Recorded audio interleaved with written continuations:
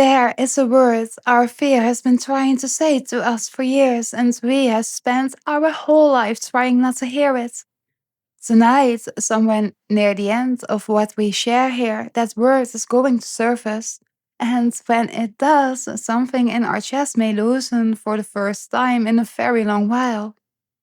But we are not allowed to skip the end because the word only makes sense once we understand who has been carrying it for you and why they have refused again and again to put it down.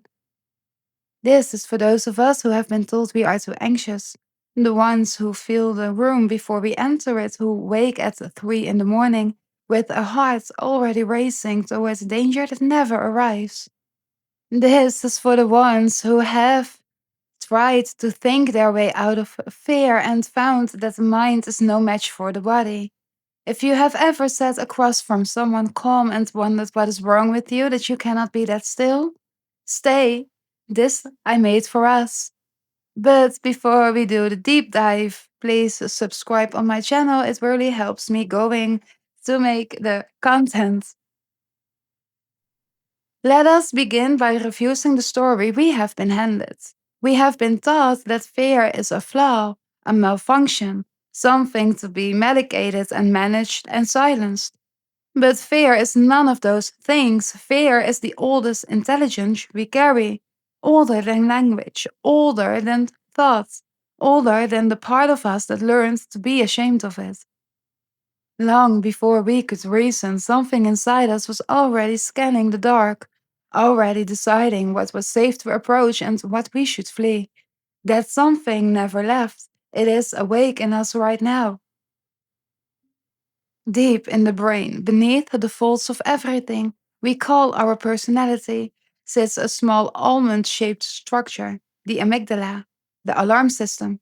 It does not speak in words, it speaks in heat and pressure and the sudden clench of the gut. Its only job, its entire devotion, is to keep us alive. And it is fast, faster than conscious thought by whole fractions of a second. By the time we have understood that a shadow in a corner is only a coat, our body has already prepared to run. That is not weakness.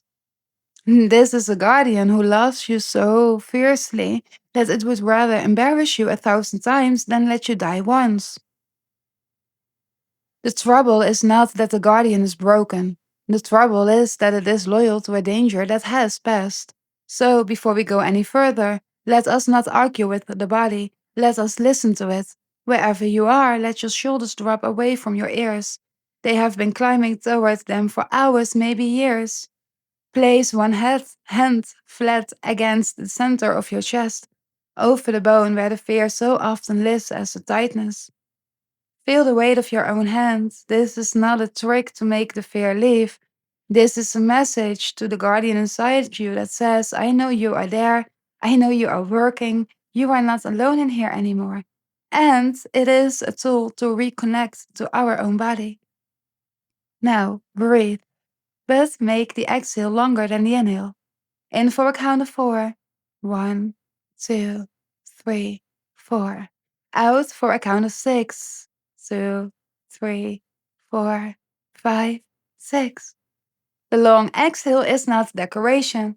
It is a direct line to what Stephen Porges calls the polyvagal system, the ancient wiring of the vagus nerve that runs from the brainstem down through the heart and the lungs and the belly.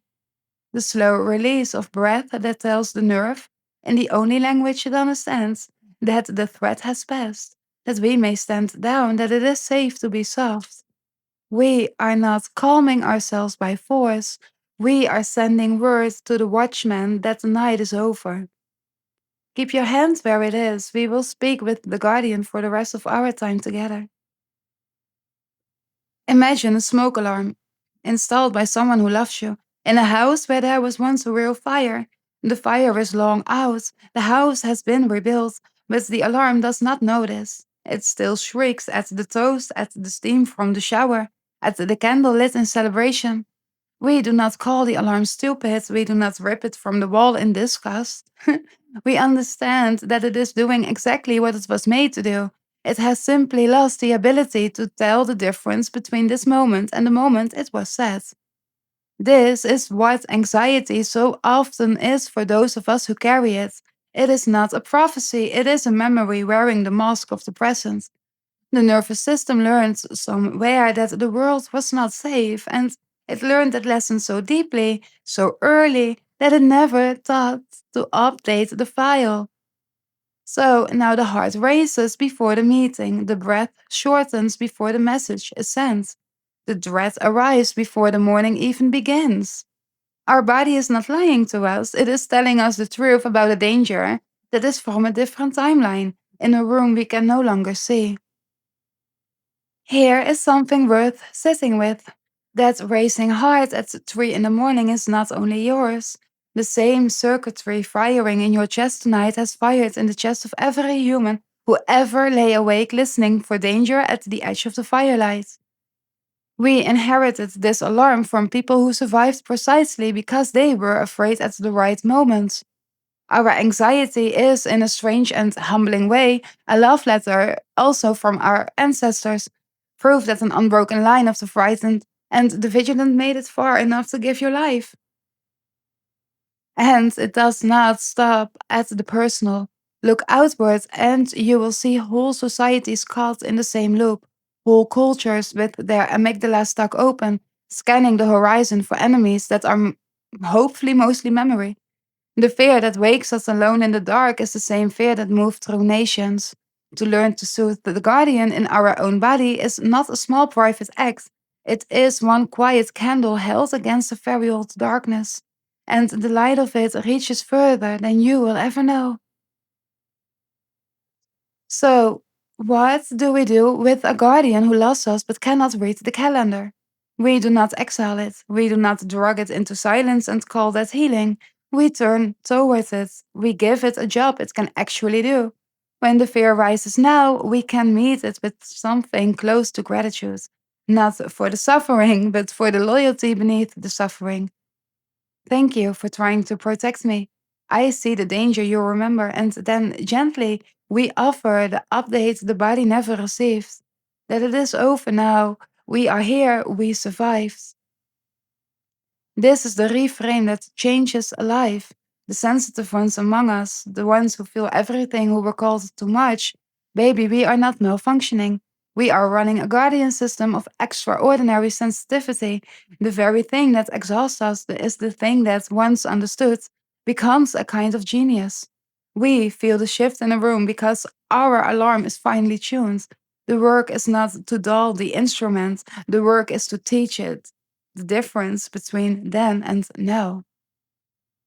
And now we arrive at the words our fear has been trying to say to us for all these years. Beneath the racing and the dread and the sleepless dark, it was never danger, it was never run.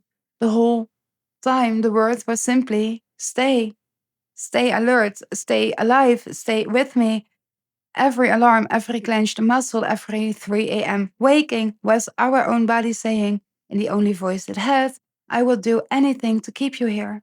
The thing we have been fighting was love wearing the face of terror. And when we finally hear it, when we let that word land in the chest under our own warm hand, the fear does not vanish. It softens because at least it has been heard.